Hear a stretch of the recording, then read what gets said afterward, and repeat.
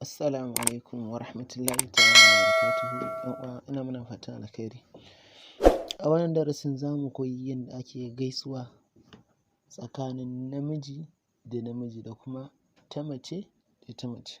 Sannan kuma la'akari ga wanda kake gaishewa mace ce ko namiji ne.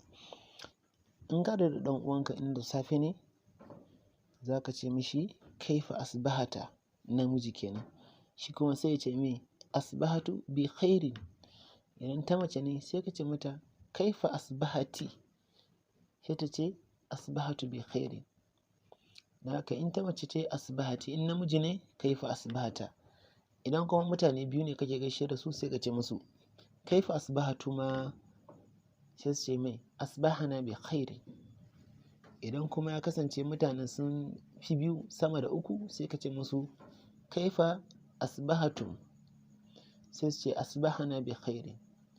Idan ka zo ka samu mata ba za ka ce musu kaifa asbahatum ba, sai ka ce musu kaifa asbahatunna, sai su ma su ce asbahana bi khairin. Wannan shine bambance-bambance da yake tsakani. Idan mata ne kaifa asbahatunna, idan maza ne ka ce kaifa asbahatum.